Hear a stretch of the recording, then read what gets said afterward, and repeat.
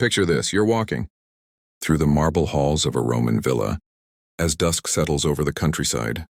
Oil lamps tremble in their sconces, sending restless shadows gliding across walls covered in fading frescoes. Through thin woven curtains, you catch low whispers. Adina and her household girls, murmuring about the next morning's beauty rituals. The air hangs heavy with rose oil, incense, and something else, something faintly sharp and metallic that you can't quite place. A senator's wife emerges from her private quarters. Her face gleams with the powdery sheen of white lead, her lips stained with a mercury-based tint. These cosmetics, prized by elite women, will quietly poison her over the years. Yet she moves with a practiced grace as she heads toward her husband's study, where esteemed guests await. Her motions appear elegant, but weighed down by customs so distant from ours that they feel dreamlike, almost unreal. Before we go deeper into these buried stories of survival, power, and ritual, remember, if uncovering the hidden sides of history fascinates you, hit that like button and subscribe for more. Tell me in the comments where you're watching from. It's surreal, isn't it?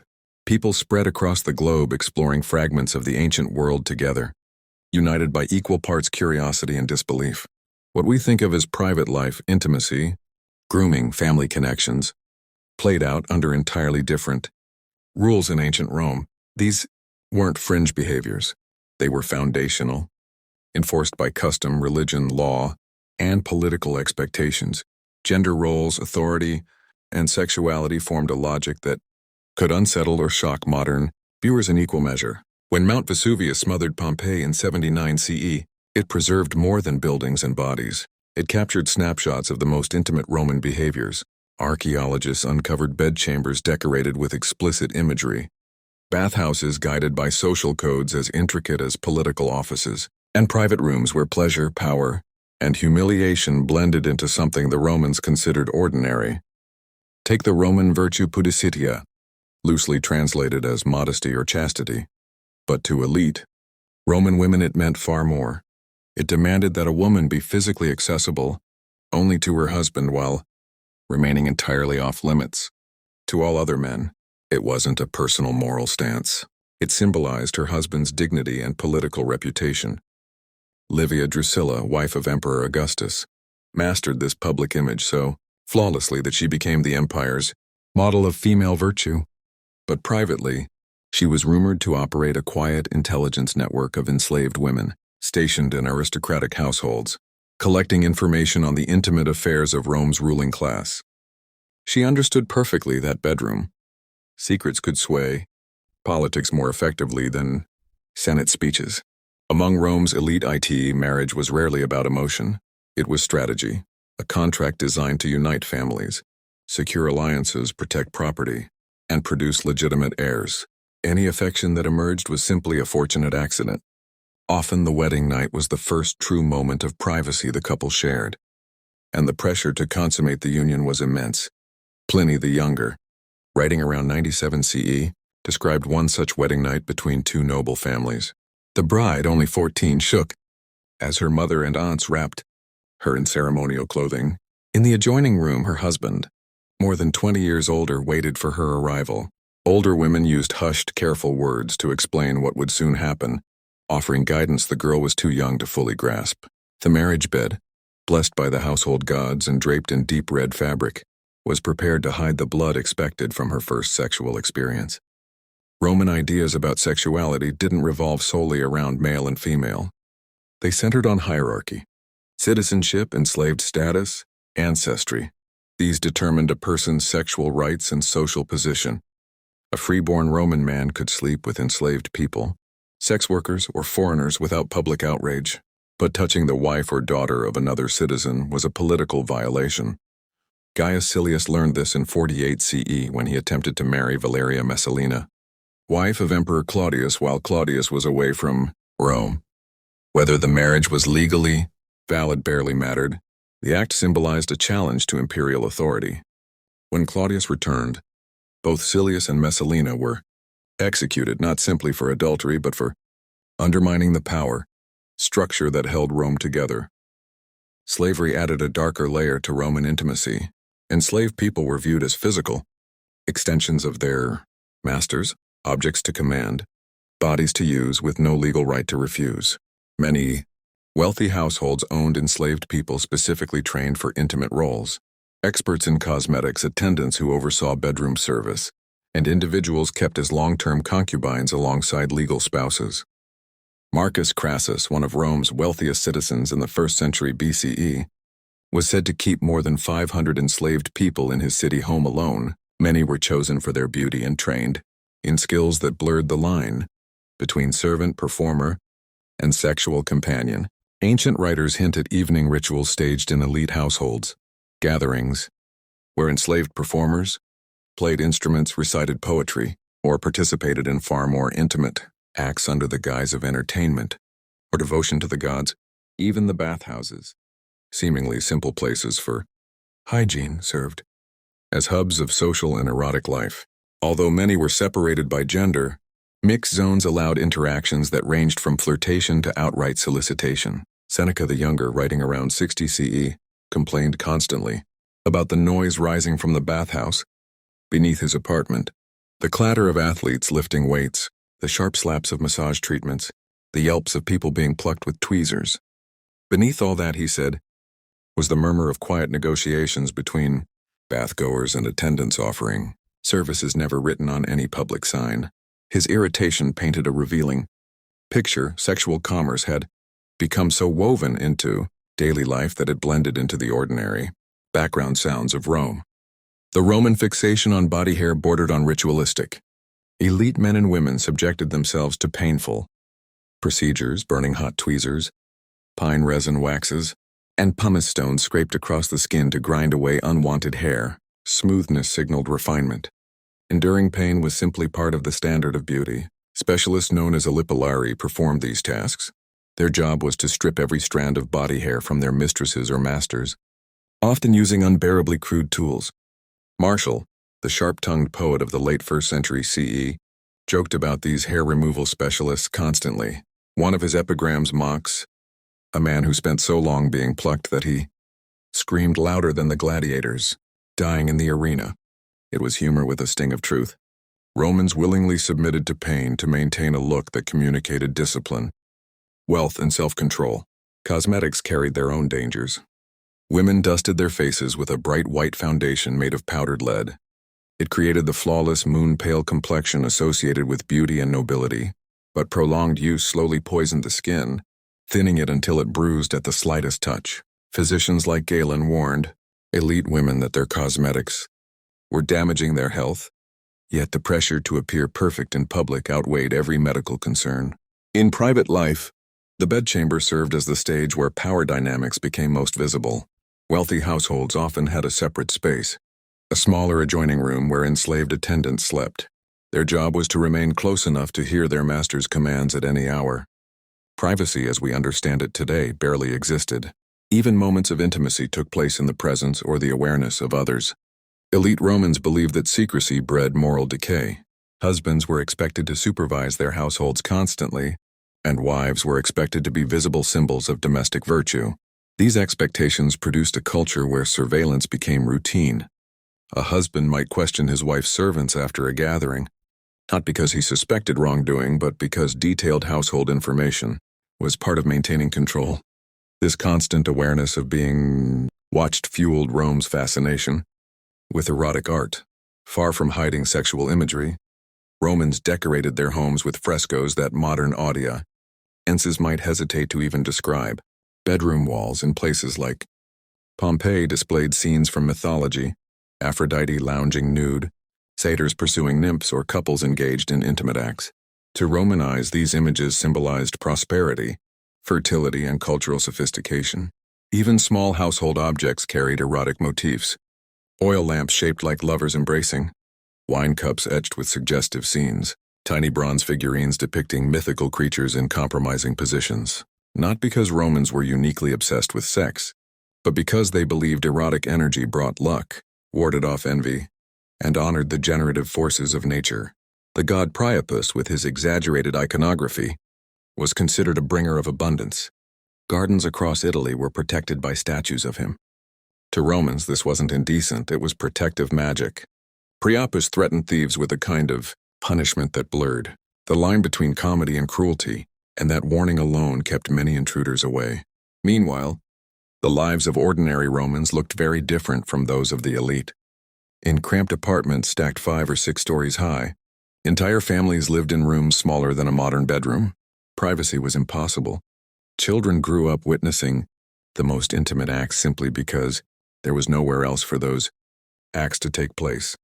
Couples negotiated relationships within the tight boundaries of poverty, shared walls and thin floors that creaked under every movement.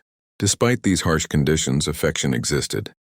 Graffiti from Pompeii reveals tender messages between lovers, notes written quickly on walls, promises, insults, jokes, declarations of longing. Some are surprisingly sweet. One man wrote, "If you have forgotten me, may the gods remind you." In a world governed by hierarchy and reputation, these small human moments feel especially striking. Roman masculinity came with its own intense expectations. A respectable man was expected to display dominance, restraint, and impeccable self-control. Losing control, whether through jealousy, drunkenness, or uncontrolled desire, made him look weak. Even within marriage, a husband who appeared overly attached to his wife could be mocked for behaving like a lover instead of a Roman. Yet letters and epitaphs reveal a quieter truth. Men often adored their wives deeply. Inscriptions on tombs describe husbands grieving partners they called "my light," "my soul," or "the best of women." These emotional confessions show that behind all the rigid social rules, real love still cracked through the armor of Roman expectations. But marriage could also be a battlefield. Wives were expected to run the household with flawless efficiency. That meant supervising servants, managing finances, maintaining religious rituals, and preserving the family's public image. A woman who failed in any of these duties faced criticism from every direction: her husband, her in-laws, even her neighbors. Infidelity was treated with a lopsided logic. A wife caught in adultery risked exile or execution. A husband who strayed? Socially inconvenient, yes. Legally punishable, not really. The imbalance was woven into the very fabric of Roman law. Still, some women pushed back against these constraints. Take Julia, daughter of Emperor Augustus. Tutored in philosophy, admired for her wit, and adored by Rome's younger elite, she used her beauty and intelligence to form her own social circle, one that revolved around poetry, parties, and, according to scandalous reports, secret affairs. Rome whispered about her late-night gatherings on the Palatine Hill. When her behavior threatened Augustus's carefully crafted image of moral reform, he exiled his own daughter to a barren island. The message was unmistakable. Even an emperor's child wasn't free from Rome's expectations. Meanwhile, the world of prostitution operated openly, regulated by the state, taxed and carefully separated from the sphere of respectable women. Brothels filled the backstreets of major cities. Sex workers ranged from enslaved people forced into the trade to independent women and men who rented rooms by the hour. Their clients recorded crude jokes and surprisingly heartfelt notes on the walls. Some carved their names beside the names of workers they favored, as if tagging the ancient equivalent of a relationship status. In certain taverns, a carved symbol or small fresco above a doorway hinted at the services offered inside. These images weren't considered obscene, they were advertisements. Rome's notoriously direct approach to commerce extended even to intimacy. And then there were the cults, religious groups whose rituals blended devotion with ecstatic, sometimes erotic energy. The rites of Dionysus, the god of wine and frenzy, were rumored to blur social boundaries so completely that participants forgot their status and identities. Ancient senators tried repeatedly to suppress these gatherings, arguing they threatened the social order by allowing women, enslaved people, and lower-class men to intermingle freely. For Romans, the line between sacred and sensual was thinner than we imagine. A prayer, a poem, a lover's touch, any of these could be offerings to the gods who governed. Fertility, luck, and passion. The closer we look, the clearer it becomes. Roman private life wasn't chaotic or unrestrained. It followed an internal logic, one shaped by hierarchy, honor, superstition, and survival. Roman laws around intimacy were extensive and detailed. They governed not only marriage but the smallest transactions of sexual behavior. The state wasn't so much protecting individuals as it was safeguarding social order. lineage, and power. Adultery carried fines, divorce could be swift, and violations of sexual hierarchy were punished severely. Wealth and status often determined both guilt and consequence. Marriage contracts among the elite were more like legal treaties than declarations of love. Preserved on papyrus or bronze tablets, they laid out dowries, inheritance rights, and even the expected sexual duties of each spouse. One contract, dated to the early 1st century CE, specified that a wife must comply with her husband's sexual requests at least twice per week, unless menstruating, ill, or ritually unclean. Refusal meant financial penalties. These documents illustrate how intimacy was formalized into a system of obligations, not affection. Roman wedding nights were deeply ritualized. Brides were lifted over thresholds to block malevolent spirits. Their hair might be combed with a ceremonial comb once used in battle. Beds were consecrated by matrons with living children, nuts and fruit scattered to invoke fertility. The bride's attire, painted with sacred clay and wrapped in ribbons, marked a transition from girlhood to a world of public scrutiny and private pressure. Grooms, meanwhile, received advice from male relatives. They were told how to assert authority, ensure conception, and maintain their status. Failure was considered both a personal and political liability. Divorce could be initiated by either partner, but men rarely faced stigma. Women, however, risked social exile, financial loss, and being barred from raising their own children. Augustus attempted reforms through the Lex Julia de Maritandis Ordinibus, penalizing bachelors and regulating divorces, but these laws spawned creative workarounds, including sham marriages and legal loopholes. Roman festivals often included shocking sexual displays. The Floralia, honoring the goddess Flora, featured public nudity, lewd performances, and ritualized sexual acts believed to guarantee agricultural fertility. Respected matrons typically abstained, but prostitutes, freedwomen, and enslaved women participated freely. Spectators condemned the scenes at home but cheered openly at the theater, framing their attendance as pious duty rather than voyeurism. Medical and philosophical texts intertwined sex, morality, and health. Galen and other physicians studied anatomy but interpreted pleasure through social lenses. Women were instructed to experience pleasure enough to conceive, but not so much that it compromised their moral character. Serenus of Ephesus connected labor complications to sexual desire at conception, suggesting that passion or its absence affected childbirth. Education reinforced these norms. Boys learned from fathers and tutors, often including supervised exposure to prostitutes or household slaves. Girls were guided by mothers and older women, trained to endure, obey, and maintain appearances. Coming-of-age rituals like the toga virilis included public celebrations and private mentorship in sexual behavior, shaping the next generation of citizens to fit the state's ideals. Even love and desire were inseparable from power. Roman poetry, from Catullus to Martial, illustrates intense emotional contradictions. Passion intertwined with jealousy, tenderness with control, and longing with threats of dominance. Love was not absent, but it was always contextual, filtered through hierarchy, obligation, and social expectation. Even death reflected Rome's intertwining of intimacy and social order. Wealthy tombs often depicted couples reclining side by side, the woman's hand resting over her husband's chest, a sign of eternal loyalty. Some burial chambers included erotic frescoes and objects, clearly linked to private use. Whether these gestures were sincere wishes for afterlife pleasure or simply reflections of worldly taste is still debated. Roman attitudes toward aging and sexuality were distinct from modern norms. Older men were expected to remain sexually active. Marriages with younger wives were common to maintain vigor. Older women, however, faced ridicule if they expressed desire. Juvenal mocked grandmothers pursuing younger lovers. One story tells of Ippia, a grandmother of 7, who abandoned her husband to follow a gladiator to Egypt. She dressed in silk and makeup to mimic youth, yet her intentions met scorn, and the gladiator happily took her jewelry and coin but rejected her advances. Slavery complicated emotional and sexual bonds. Slaves couldn't marry legally, yet informal attachments often formed. Masters occasionally freed favored slaves to marry, though inequalities of power remained. Children born to enslaved women were automatically the property of the household. Pliny the Younger recounts the bond with his slave Zosimus, whom he considered more than a servant. He shared meals, bed, and companionship.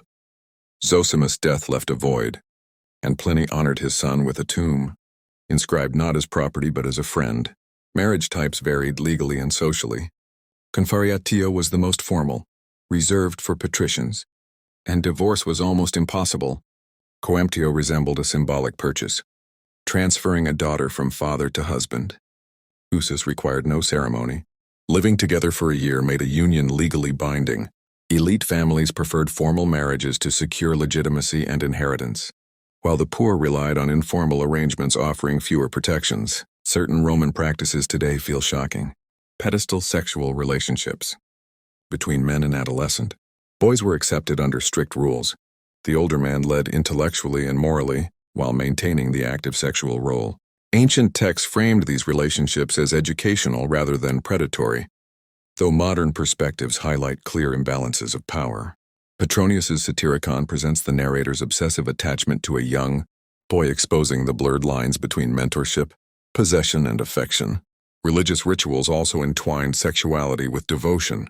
Some temples employed sacred prostitutes as intermediaries between mortals and gods. The cult of Cybele featured male priests who castrated themselves in devotion, then lived as women in service to the goddess. These individuals existed outside conventional categories, neither male nor female, neither citizen nor slave, but held a sacred role. Romans used magic to manipulate desire. Curse tablets, often buried or thrown into wells, requested divine intervention in matters of love or lust. Potions combining herbs, animal parts, and minerals promised to ignite passion or secure fidelity. The boundary between medicine, magic, and poison was fragile, and many perished consuming mixtures intended to enhance desire. Gender expectations shaped pleasure. Men could pursue erotic satisfaction freely, provided they maintained social dominance. Women were expected to enjoy intimacy enough to conceive, but not to appear insatiable. Too little desire marked a woman as cold, too much as scandalous. Ovid describes a scene where a woman lies passively, fearing that her expression of pleasure might brand her immoral. In Roman society, sexual desire was a tightrope. Misstep could cost reputation, family security, or life itself. Slave sexuality was tightly controlled. Masters could prevent unions, separate families, or grant sexual access as reward or punishment. Some maintained breeding records on wax tablets or papyri, listing physical traits, fertility, and beauty, turning human beings into assets. The military mirrored this logic. Soldiers were expected to remain celibate during campaigns, yet coercion, concubinage, and assault were common. Victorious armies frequently subjected local populations to sexual violence, and conquest often included taking women as slaves or concubines, reinforcing both domination and empire building. Roman urban life reinforced sexual hierarchies. Public spaces were gendered. Women and men often entered through separate doors or occupied distinct zones. Homes had designated rooms signaling status, privacy, or sexual activity. Roads and inns were vital for the sexual economy. Travelers, merchants, and entertainers relied on them to access brothels or arrange private liaisons. Certain inns even doubled as informal houses of prostitution, where convenience matched necessity. The legal system meticulously regulated sexual behavior. Laws dictated who could engage in sex, under what circumstances, and the penalties for violations. Prostitutes paid registration fees and taxes. Brothel owners owed additional levies. Private citizens committing adultery could be fined, enriching the imperial treasury.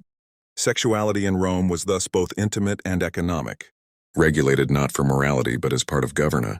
Architecture reflected these dynamics. Bathhouses included secluded areas for private encounters. Theaters featured upper tiers where erotic acts were common, though unofficial.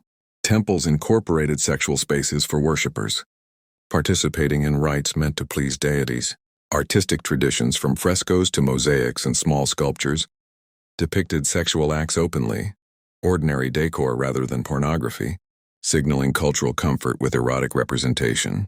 Philosophers and intellectuals debated pleasure, desire, and control. Stoics promoted self-discipline and viewed unrestrained passion as a weakness. Epicureans accepted pleasure cautiously, advocating moderation. Marcus Aurelius exemplified the struggle between bodily desire and mental discipline. Pleasure was natural, but reason must guide it to prevent destruction. Medical texts combined anatomy and bias. Physicians recognized sexual function and reproductive health but interpreted it through class, morality, and gendered expectations. Even agriculture intersected with sexuality. Fertility rituals often tied human sexual behavior to crop abundance, demonstrating a symbolic link between personal intimacy and collective prosperity. Entertainment thrived on eroticism. Gladiator games, theater, chariot races, and festivals all included sexualized elements. Performers often doubled as sexual companions, while venues became hubs for erotic encounters. Literature exposes emotional nuance. Poets chronicled passion, betrayal, jealousy, and desire within the strict cultural framework, revealing the human heart even under rigid rules. Rome's absorption of foreign sexual customs shaped religious practice. Egyptian, Greek, Syrian, and Germanic traditions influenced rituals, sometimes clashing with Roman morality. Mystery cults like Mithras, Isis, and Dionysus embraced alternative sexual ideals, introducing new concepts of desire, devotion, and gender fluidity. Sexual commerce was integrated into Rome's economy. Prostitution, concubinage, and other services were regulated, taxed, and legally recognized. Sexual ties could influence social mobility. Beautiful slaves might gain freedom. Citizens risked status through scandal. Marriage alliances elevated families. Illicit sexual activity could ruin them. Sexual innovation included devices crafted from bronze, glass, or organic materials for pleasure, contraception, or dysfunction remedies. Pharmacology targeted libido, fertility, or suppression of desire, reflecting a sophisticated, though sometimes dangerous, understanding of sexual health.